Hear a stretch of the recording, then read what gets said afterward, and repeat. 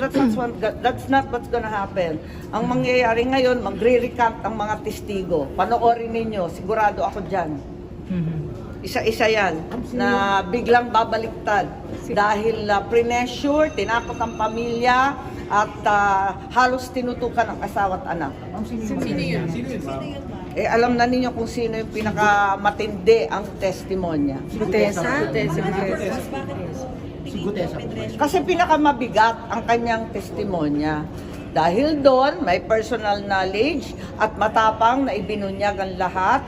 Talaga naman, tinakot ng todo-todo ang mga pobreng testigo. Hindi tama itong gawain nila. Ma'am, si Gutesa lang ba o may iba pang witness na mag-verify? Sorry? May intention po ba na may pagtakpan doon sa mga... Syempre, klarong-klaro talaga. At alam naman namin na may iba pang mga testigo na pinipigilan na magsalita at ayaw kumbidahin. Ma'am, to clarify, si Gutesa... Sa palagay ko, kahit ano pang mag-recant dyan, kahit ano pang mangyari, kahit si Gutesa man at yung iba pang Marines ay magbaliktaran.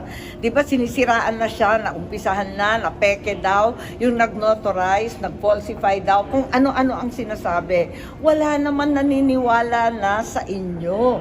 Linilin lang ninyo ang sambayan ng Pilipino. Pero ang Pilipino, hindi na po magpapaloko. Ma'am, to clarify, yung ano na, pamilya na tinakot ay kay Gutesa, kay Bert or ni Gutesa. O basta, yun na yun. Abangan na lang ang susunod na kabanata. So nakita na siya, ma'am? Ha? Si Gutesa nakita na po. Basta, oo. Basta alam ko na magbabaliktaran ang mga testigo. Asahan ninyo, tinakot ng tinakot.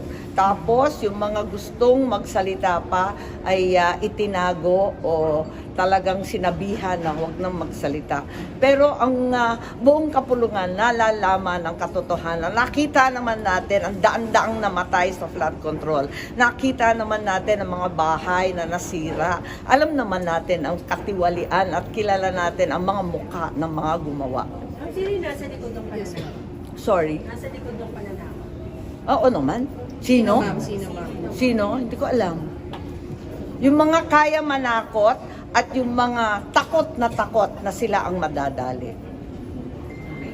Thank you, ma'am. Okay.